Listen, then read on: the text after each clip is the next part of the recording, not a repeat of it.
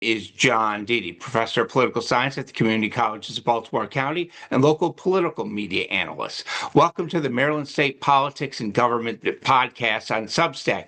Today, I am talking with Delegate Stuart Schmidt from Anne Arundel County. Good morning. Good morning, John. Thank you for having me. Appreciate you doing this. Appreciate you coming on. My first question is, what is your goal for this legislative session? Yeah, great question, John. What I'm working on, my big priority this year is really focusing on the unaffiliated voters, and have a couple different pieces of legislation that are bipartisan, and we're really working on getting the unaffiliated voter to have rights to vote in the primary elections. So I'm really focused on that. I was out in Alaska this summer with the Future Caucus, which is a group of young lawmakers from across the country. And we really learned in Anchorage how the unaffiliated voter is such a major part of the population there, and how we can actually help them get some voter rights and vote in this upcoming election. So I'm really focused on that. I got a couple other small bills, some local bills, some things I've been working on for a few years, but I would say my top goal and priority is working on the unaffiliated voter to have some rights in the primary election. As a sidebar, I have been to Alaska. I love it. My wife wants to go back. Went to Denali.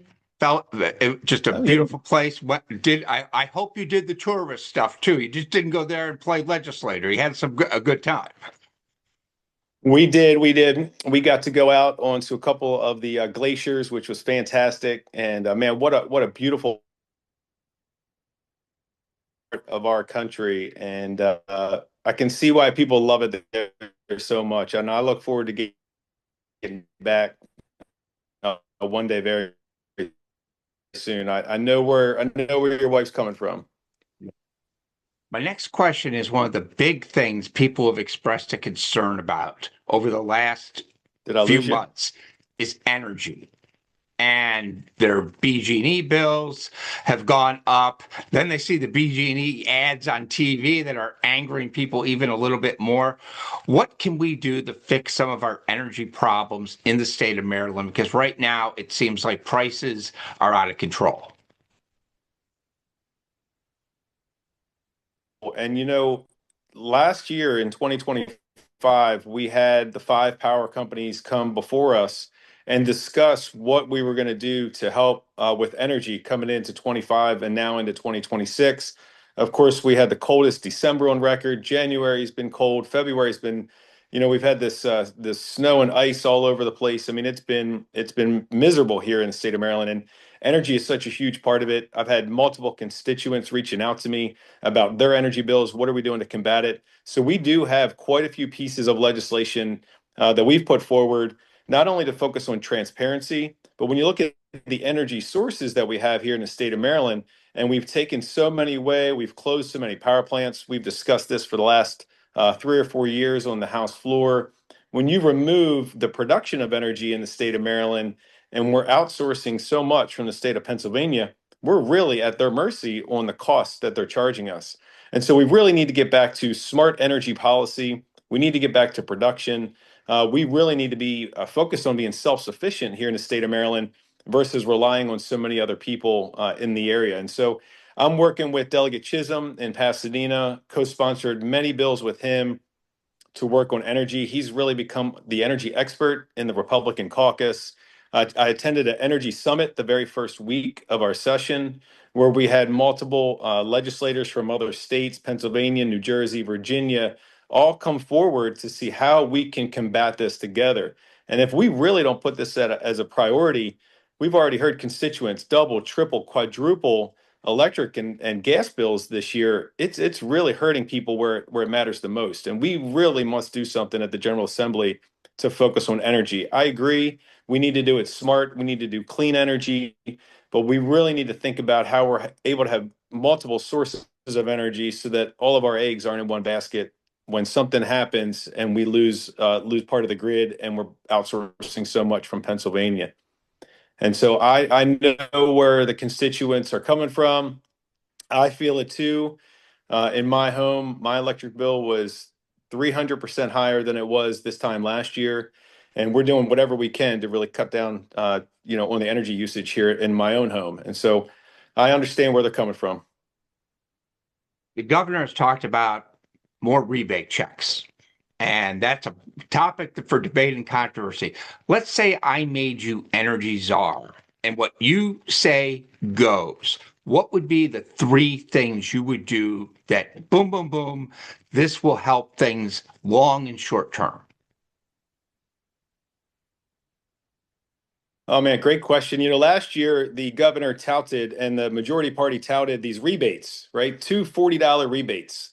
So we're charging you double each month, and we're going to give you $80 that on average back. And they ran with this marketing tool that they're giving you a rebate. This year they're talking about another $40 rebate. I mean, how embarrassing is that? That we're trying to say to our people that we're going to give them a rebate. The first thing I would do, John, is I would talk to Calvert Cliffs. Nuclear production there, they have a possibility of doubling production. We had a bipartisan group of legislators that went down to Calvert Cliffs. We talked to them. We met with different production coordinators there. We looked at the nuclear reactor that's there. We could double the amount of production there at Calvert Cliffs safely, cleanly, not affecting the environment. Right off the bat, I mean, they're already supplying 35 to 40% of the energy here in the state. You're talking about getting them double. That would be up to 70 to 80% of the production. That would be the first thing. Second thing I would do is really look at where did this wind and solar all of a sudden come from? Did the governor discuss these with different companies from out of state? Did they help perhaps him with his campaign, and now we have to handle some obligations back to where the money came from? But if you look at New Jersey, the wind program has already pulled out of there from multiple companies. And so now we want to talk about putting 90 windmills off the coast of Ocean City, which I commend the good delegate from Worcester County for fighting this, Delegate Hartman. Why would we want to put 90 wind turbines off the coast of Ocean City that are going to take up an acre each on the ocean floor? That's just a travesty, in my opinion. I've had constituents ask me about putting windmills in the middle of the Chesapeake Bay. I mean, what are we thinking here when we're going to affect the bay? We're going to affect the landscape of our state. Thirdly, we really need to look at some of the programs with the kickbacks for being inside some of these energy grid programs with the Mid-Atlantic. Does it make sense that we're still in these programs? Can we adjust these programs that will help the consumer? At the end of the day, that's really who this is hurting, is the consumer. So those would be my three main areas of focus in energy. Like I said, the Republican caucus has worked tirelessly this year to work on affordability, especially in energy, and accountability, especially in energy. We fought HB1 at length last week, and we really need to continue to work on that and focus on how we can put money back into our consumers and our constituents' pockets and working with these energy providers. My next question deals with another aspect. It relates to the budget. Budget has a lot of people concerned, a lot of controversy regarding what's in the budget, what's not in the budget, too. If you had to make cuts to the budget, what would you cut? What would you say would be the things, that's the parsley on the plate. We need to focus on the steak and potatoes. What would you cut? Right off the bat, we look at the blueprint, right? And I'm not saying that we need to cut any teacher salaries, that we need to cut any teacher time. I don't agree with that at all. I think that our teachers are civil servants here in the state of Maryland. My mom was a school teacher for 20 years here in Anne Arundel County. What we probably need to look at is the amount of services that are kind of running through that blueprint. How many people is there in the blueprint that are really affecting the outcomes of our students? And so I don't think that we need to cut anything as far as teachers. I think that they're still underpaid, and we need to focus on getting them better salaries, better benefits. But we might need to look at some of the other administrative tasks that we're doing. So the blueprint, as we know, is 50% of our budget. When you look at the other 50%, obviously we have to look at Medicare and Medicaid and making sure that people are protected. The most vulnerable people in our state is obviously the experienced, the retirees, making sure that they have everything that they need. And so we really need to take a fine-tooth comb and really focus on where all the extra money might be going. How do we hold the current money accountable to where that's going? How do we hold some of the local jurisdictions accountable? And really say, if you were a business owner, how would you manage your budget?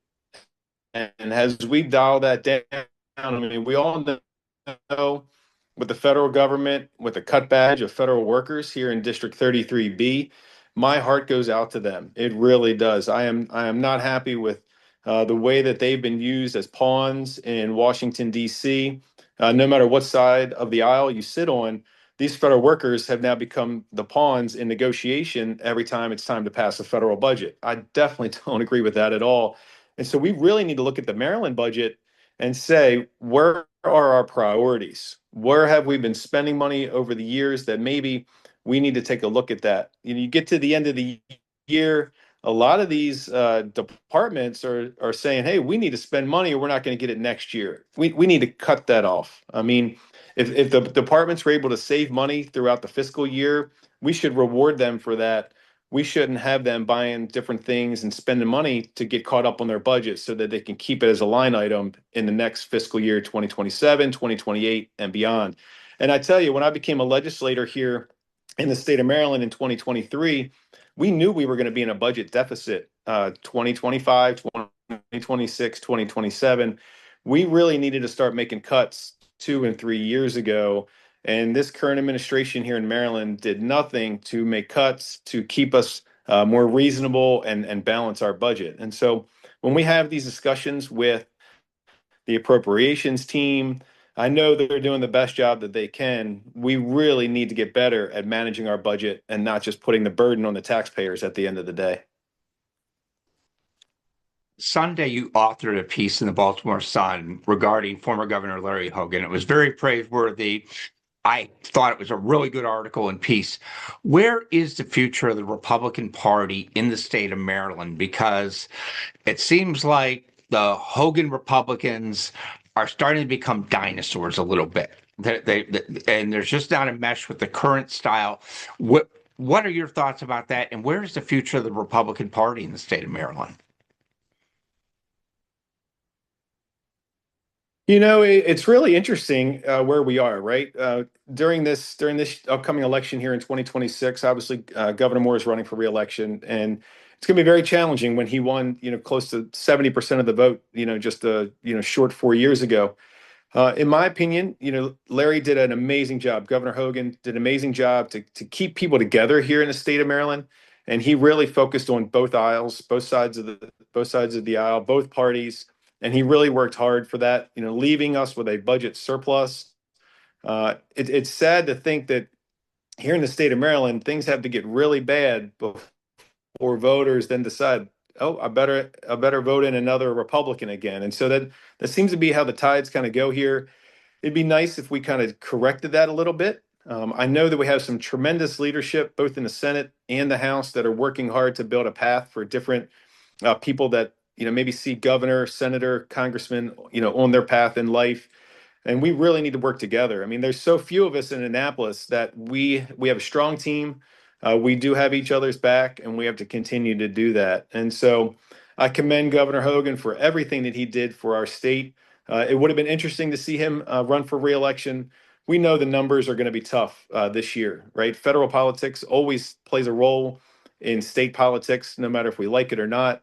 I don't necessarily agree with that, but we are so close to Washington, D.C., that it obviously bleeds over. It's going to be interesting to see if somebody steps up in the next 2 or 3 weeks. And then we'll just have to look at 2030 and build the party the best that we can. And, yes, I believe that, some of the Hogan administration is going away, yet they've reached out to me a number of times about different ideas that they have to grow the party and to really reach out to voters to identify what their needs are. And so, like we saw in the 2024 presidential election across the country, voters will tell you what their needs truly are. And so we really need to focus on the dinner table topics, focus on putting more money back in their pocket, giving them the greatest public safety, the greatest education, clean environment, and just keeping Maryland the best that it can. And so I'm optimistic to see who comes out this year in 2026.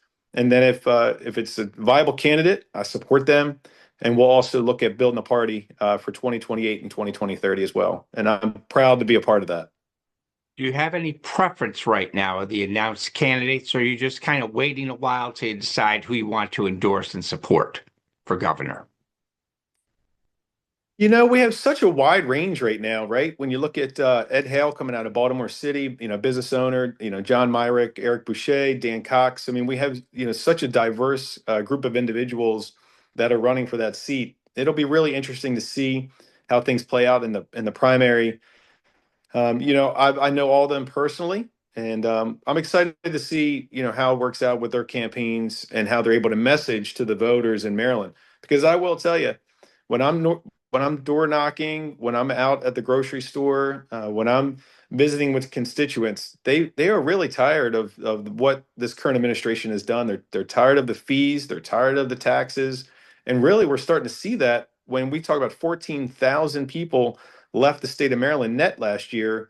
And, it's millions that have left in just the last 5 years. When you read the comptroller's report from this fall, they highlight how many millions of Marylanders have left the state. And so when we lose retirees from the state of Maryland, the ones that we need here, the ones that give back to our churches, our schools, our nonprofits, and they're going to more pension friendly and tax friendly states in the southern part of America, that really is sad. We need to keep people here in Maryland. We need to eliminate the pension tax for our veterans so we can keep them here as well. So many people work in the state of Maryland, yet they live in Delaware, Pennsylvania, and surrounding states. And how do we keep our veterans here in the state of Maryland? Focused on that.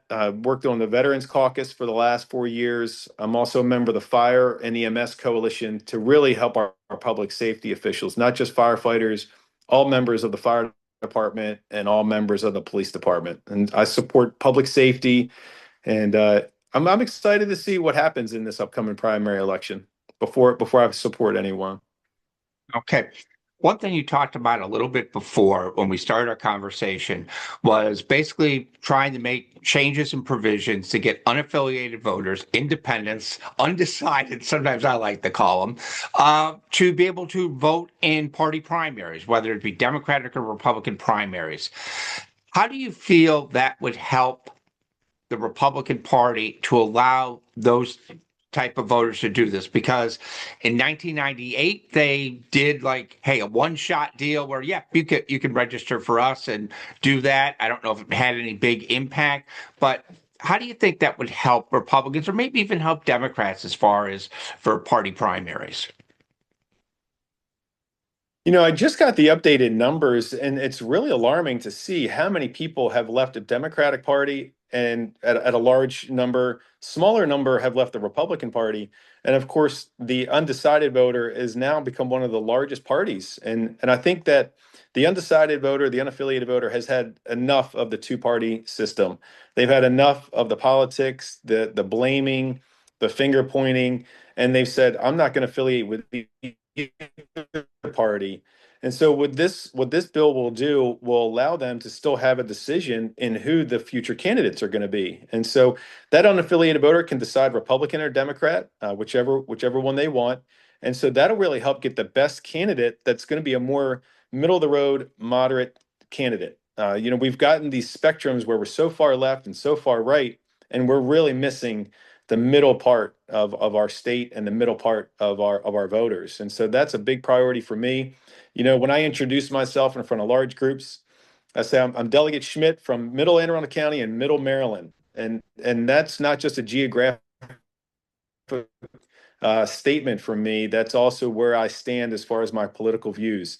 I believe the further we get away from the center, we really have lost all the voters in the state of Maryland, and that's really sad in my opinion. And if we can get more and more unaffiliateds to vote, more people to show up, less voter apathy from both parties, where they believe that their vote truly counts. That's really our civic duty, is to show up and vote, and that's why we're America.